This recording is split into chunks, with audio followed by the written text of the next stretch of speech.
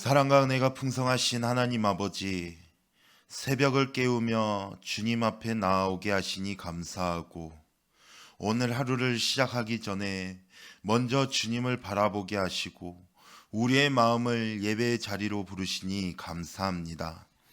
이 시간 우리의 분주한 생각과 무거운 마음을 내려놓고 오직 주님의 임재 앞에 집중하게 하여 주시옵소서. 성령님께서 우리의 마음을 열어주시고 말씀을 들을 때 깨닫는 은혜와 순종할 수 있는 믿음을 허락하여 주시옵소서. 오늘 드리는 예배 가운데 주님 홀로 영광 받아주시고 우리의 삶이 주님 안에서 새롭게 시작되게 하여 주시옵소서. 이 모든 말씀 우리와 함께 하시는 예수 그리스도의 이름으로 기도드립니다. 아멘. 우리 하나님 말씀 마태복음 12장입니다. 마태복음 12장 22절부터 37절까지 우리 한 절씩 교독하도록 하겠습니다.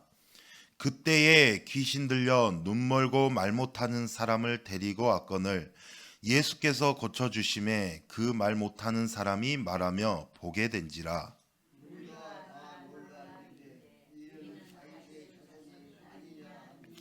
바리새인들은 듣고 이르되 이가 귀신의 왕 바알세불을 힘입지 않고는 귀신을 쫓아내지 못하니라 하거늘.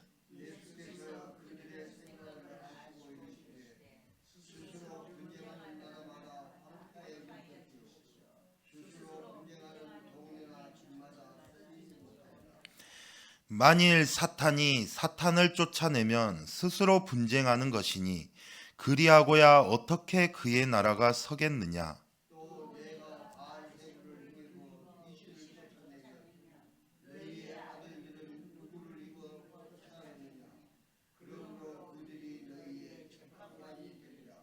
그러나 내가 하나님의 성령을 힘입어 귀신을 쫓아내는 것이면 하나님의 나라가 이미 너희에게 임하였느니라.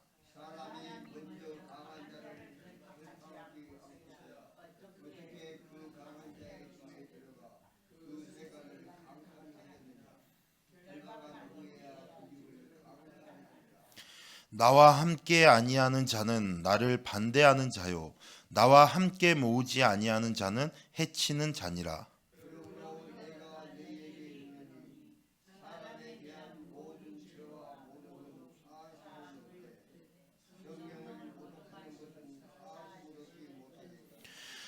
또 누구든지 말로 인자를 거역하면 사하심을 얻되 누구든지 말로 성령을 거역하면 이 세상과 오는 세상에서도 사하심을 얻지 못하리라.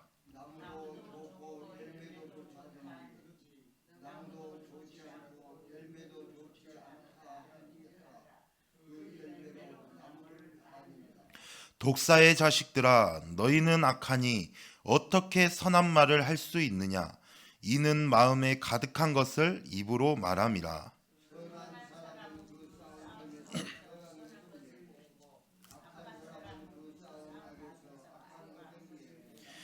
내가 너희에게 이르노니 사람이 무슨 무익한 말을 하든지 심판 날에 이에 대하여 신문을 받으리니 내 말로 의롭다 함을 받고 내 말로 정죄함을 받으리라. 아멘. 오늘 말씀은 한 사람의 회복으로 시작이 되고 있습니다. 바로 귀신이 들려가지고 눈 멀고 말 못하는 사람이 예수님께 나오는 장면이죠. 그리고 예수님은 그를 완전히 회복시켜 주셨습니다. 닫혔던 눈이 열리고 막혔던 말문이 열렸습니다. 이것은 단순한 육체적 치유 이상의 의미를 가지고 있어요. 성경에서 눈이 멀었다. 이 눈이 먼 것은 영적 무지 상태를 의미합니다. 하나님을 보지 못하는 상태인 것이죠. 그리고 말 못하는 것.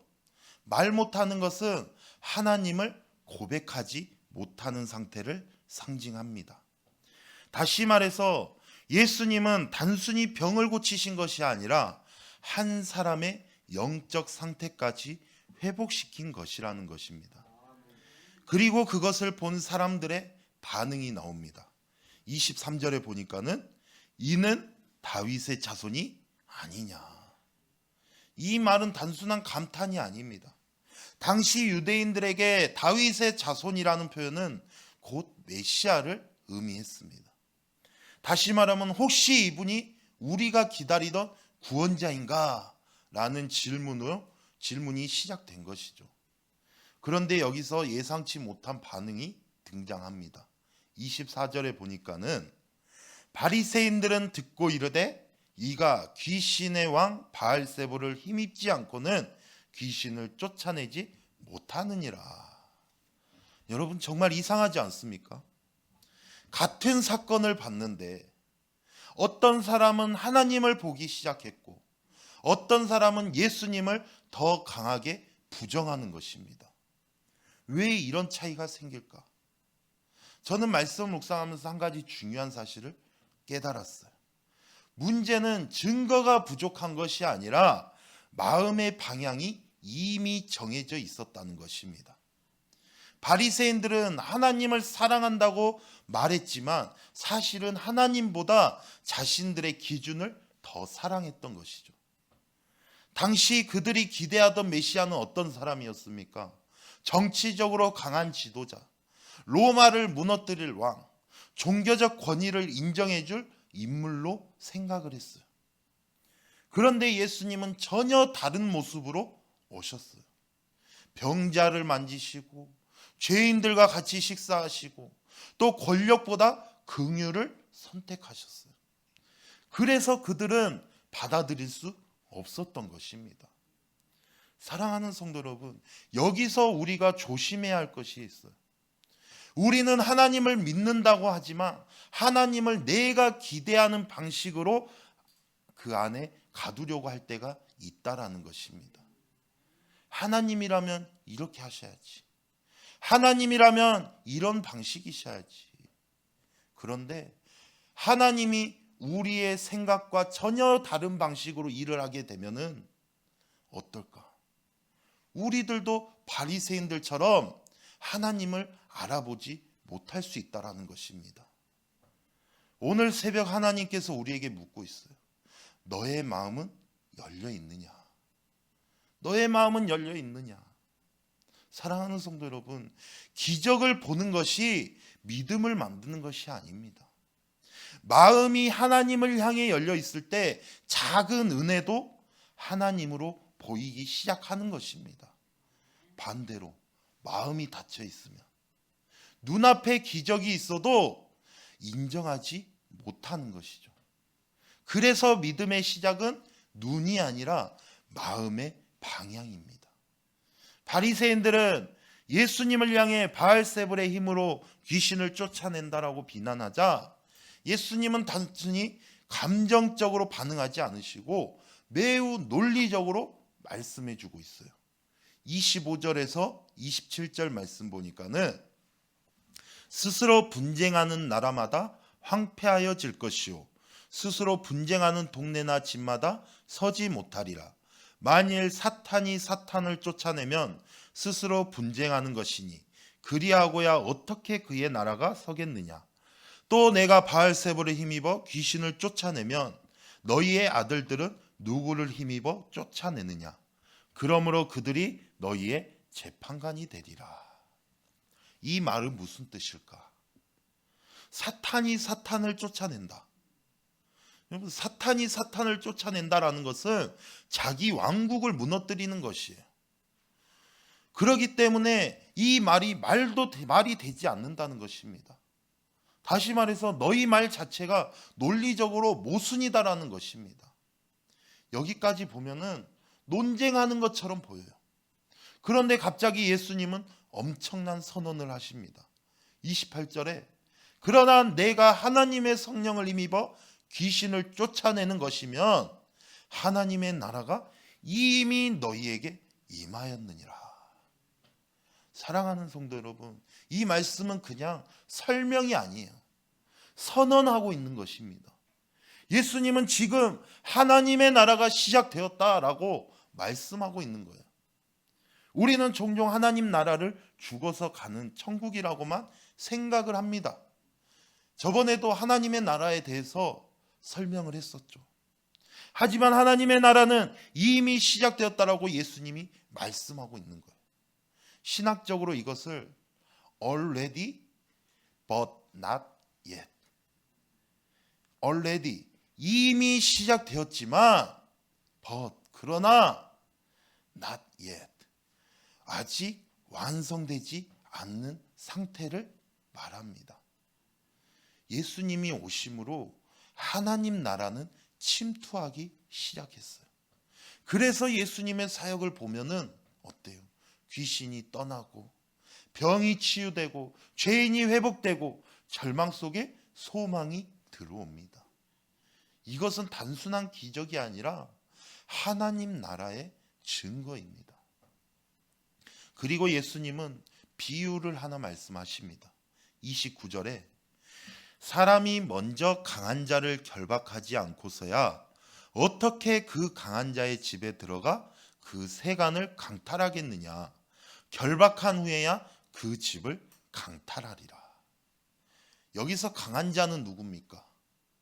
여기서 강한 자는 사탄을 말하죠. 예수님은 나는 사탄보다 강한 자다라고 말씀하고 있는 겁니다. 여러분, 이것은 매우 중요한 메시지를 담고 있어요. 예수님은 단순히 귀신을 쫓아내는 능력자가 아니라 이미 사탄의 권세를 무너뜨리기 시작하신 왕이신 줄로 믿습니다. 그래서 십자가는 패배가 아니라 승리인 거예요. 저는 이 말씀 묵상하면서 다시 한번 깨달았어요. 우리는 종종 하나님, 언제 하나님의 나라가 임합니까? 하나님 나라가 임하게 해주세요 라고 기도를 하죠. 그런데 예수님은 말씀하셨어요. 이미 하나님 나라는 임했다.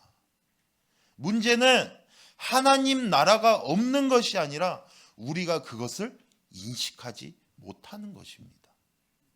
용서가 일어나는 것, 회개가 시작되는 순간, 또 묶였던 마음이 풀리는 자리, 거기가 바로 하나님 나라인 것입니다. 오늘 새벽 우리가 이 예배하는 이 자리도 하나님 나라가 임하는 자리인 줄로 믿습니다. 그래서 우리는 하나님 나라를 먼 미래로 미루지 말아야 된다라는 겁니다. 바로 오늘 말씀을 통해 마음이 변화되면, 성령이 우리 안에 역사하시면 이미 하나님 나라가 시작된 것입니다. 그리고 이제 말씀은 매우 긴장되는 부분으로 들어갑니다. 31절에서 32절, 그러므로 내가 너희에게 이르노니 사람에 대한 모든 죄와 모독은 사하심을 얻되 성령을 모독하는 것은 사하심을 얻지 못하겠고, 또 누구든지 말로 인자를 거역하면 사하심을 얻되 누구든지 말로 성령을 거역하면 이 세상과 오는 세상에서도 사하심을 얻지 못하리라. 여러분, 이 구절 때문에 많은 성도들이 두려워합니다. 혹시 내가 성령 모독을 한 것은 아닐까? 용서받지 못하는 죄를 지은 것은 아닐까? 저 역시 신학생으로서 이 말씀을 처음 깊이 묵상할 때 긴장이 되었어요. 그런데 말씀의 문맥을 자세히 보면은 예수님이 무엇을 말씀하시는지 분명하게 드러납니다. 본문을 다시 보면은 바리새인들은 예수님의 능력을 분명히 보았습니다. 그들이 무지해서 몰랐던 것이 아니에요. 예수님이 행하신 일은 아주 명백했죠. 귀신이 떠났고 사람이 회복되었습니다. 그럼에도 불구하고 그들은 이것이 하나님의 일이 아니라 귀신의 힘이다라고 말하고 있는 거예요. 여기서 핵심은 진리를 보고도 의도적으로 왜곡하고 있다는 것입니다. 다시 말해서 빛을 보고 어둠이라고 말하고 성령의 역사를 보고도 악이라고 선언하는 태도가 성령 모독이라는 거예요. 그렇다면 여기서 중요한 질문이 있습니다. 왜 이 죄는 용서받지 못한다고 했을까? 하나님의 용서는 무한하지 않나? 여러 신학자들은 이렇게 설명합니다. 하나님이 용서하지 않아서가 아니라 사람이 끝까지 회개하지 않기 때문이다. 성령님은 우리의 죄를 깨닫게 하시고 예수님을 믿도록 하시는 분입니다. 그런데 성령의 역사 자체를 거부해버리면 우리가 회개로 들어갈 길을 그 자체를 닫아버리는 거예요. 그래서 용서받을 수 없는 상태가 되어버리는 것입니다. 전 여기서 여러분들에게 꼭 알려드리고 싶은 것이 있어요. 혹시 이 말씀을 들으면서 나는 괜찮은가? 혹시 내가 성령을 모독했나? 라고 걱정하시는 분들이 있다면 대부분 그것은 성령 모독이 아닙니다. 진짜 성령 모독은 회개하려는 마음 자체가 사라진 상태를 말하는 거예요. 그러나 내 마음에 하나님을 향한 두려움이 있고 그리고 죄에 대한 민감함, 말씀 앞에 떨리는 마음이 있다면 이것 자체가 성령님이 내 안에 아직 역사하고 있다라는 증거입니다. 하지만 동시에 이 말씀은 경고의 말씀이기도 합니다. 신앙생활을 오래 하다 보면 우리는 익숙해지기 쉽죠. 말씀을 들어도 감동이 없고 그리고 은혜를 봐도 당연하게 여기고 성령의 역사를 판단하기 시작합니다. 바로 그 순간 우리는 바리새인들과 가까워질 수 있다라는 것입니다. 그리고 예수님은 갑자기 주제를 말로 바꾸십니다. 33절에서 34절. 나무도 좋고 열매도 좋다 하든지 나무도 좋지 않고 열매도 좋지 않다 하든지 하라. 그 열매로 나무를 아느니라. 독사의 자식들아 너희는 악하니 어떻게 선한 말을 할 수 있느냐. 이는 마음에 가득한 것을 입으로 말함이라. 여러분, 왜 예수님은 성령 모독 이야기를 한 이후에 갑자기 말의 문제를 이야기하셨을까? 여기에는 아주 중요한 연결이 있어요. 바리새인들이 했던 말이 무엇입니까? 하나님의 일을 보고도 귀신의 역사라고 말을 했어요. 다시 말해서 그들의 말은 단순한 표현이 아니라 그들의 마음 상태를 드러내는 것이었습니다. 많은 사람들은 말 조심해야지, 좋은 말 해야지라고 말을 합니다. 물론 그것도 중요합니다. 하지만 예수님은 말 자체보다 더 깊은 것을 보고 계세요. 말은 마음의 넘침이에요. 마음이 무엇으로 가득 차 있느냐에 따라서 우리의 말이 나오는 것입니다. 마음에 감사가 많으면 감사가 나오는 것이고 마음에 불안이 많으면 불평이 나오고 그리고 마음에 사랑이 많으면 격려가 나오게 되어 있습니다.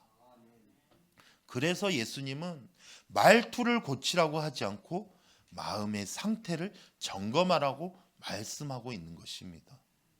제가 이 말씀 묵상하면서 다시 한번 깨달은 것은 말은 우리의 영적 온도계라는 거예요. 우리는 겉모습으로 믿음을 평가하기가 어려워요. 하지만 말은 숨길 수가 없죠. 특히 힘들 때, 지칠 때, 우리가 예상하지 못한 상황에서 우리의 진짜 마음이 말로 튀어나온다는 것입니다. 사랑하는 성도 여러분, 여러분이 최근에 한 말들은 어떻습니까?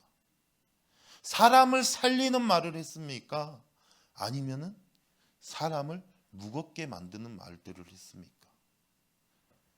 예수님은 굉장히 강한 말씀을 하세요. 36절에 사람이 무슨 무익한 말을 하든지 심판날에 이에 대하여 신문을 받으리라. 여기서 무익한 말, 여기서 무익한 말은 단순히 농담을 의미하지 않습니다. 원어적 의미를 보면은 가치 없고 열매 없고 영적으로 비어있는 말을 의미합니다. 우리는 말의 무게를 가볍게 생각할 때가 많아요. 하지만 하나님은 우리의 말을 중요하게 여기신다라는 겁니다. 왜냐하면 말은 관계를 만들고 믿음을 세우고 공동체를 변화시키기 때문에 그렇습니다. 사랑하는 성도 여러분, 이 말씀은 단순히 말 조심해라 라고 말하는 것이 아니에요. 예수님의 초점은 마음이 바뀌면은 말이 바뀐다는 거예요. 그리고 마음은 어떻게 바뀝니까? 성령님이 만지실 때 우리의 마음이 바뀌는 것입니다. 그래서 오늘 하루를 시작하면서 이렇게 결단하면 좋겠어요. 내 말이 하나님 나라를 드러내게 하겠습니다. 내 입술이 생명을 살리는 통로가 되게 하겠습니다.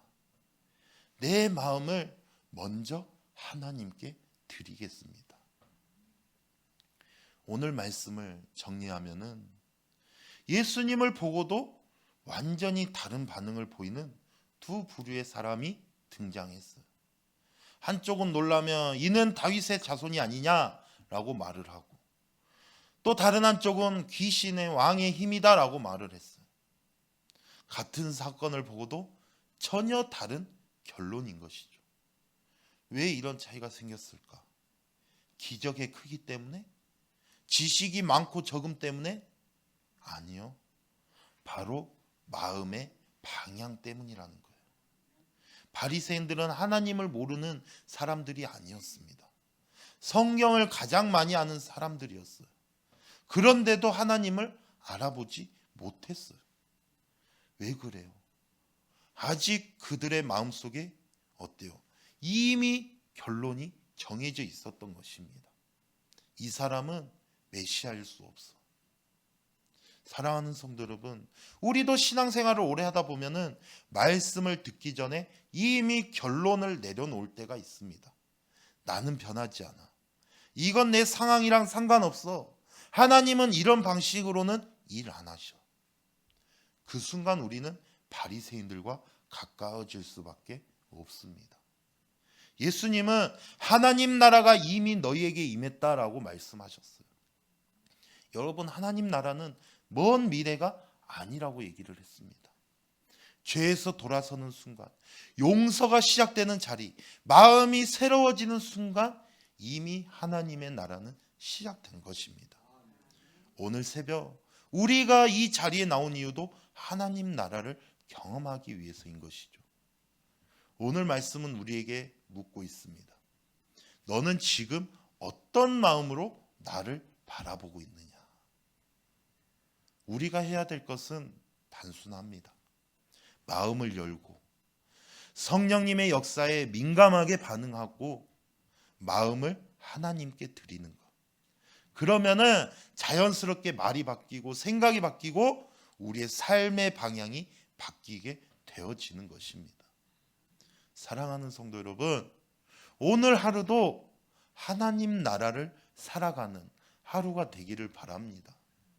우리의 마음이 하나님께 더욱 열리고 또 성령님의 인도하심에 민감하게 반응하면서 우리의 입술과 삶이 하나님 나라의 열매로 가득 차기를 주님의 이름으로 축복합니다. 기도하겠습니다. 사랑과 은혜가 풍성하신 하나님 아버지, 오늘 말씀을 통해 우리의 마음을 돌아보게 하시니 감사합니다. 주님, 같은 말씀을 들어도 마음이 닫혀 있으면 깨닫지 못함을 고백합니다. 우리의 굳어진 마음을 부드럽게 하시고 성령님의 역사를 민감하게 알아보는 믿음을 허락하여 주시옵소서. 마음에 가득한 것이 입으로 나온다고 하신 말씀처럼 우리의 마음을 먼저 새롭게 하셔서 우리의 말과 삶이 하나님 나라의 열매가 되게 하여 주시옵소서. 오늘 하루도 성령님의 인도하심 가운데 살아가게 하시고 우리의 삶 속에서 하나님 나라가 드러나게 하여 주시옵소서. 이 모든 말씀 살아계신 예수 그리스도의 이름으로 기도드립니다. 아멘.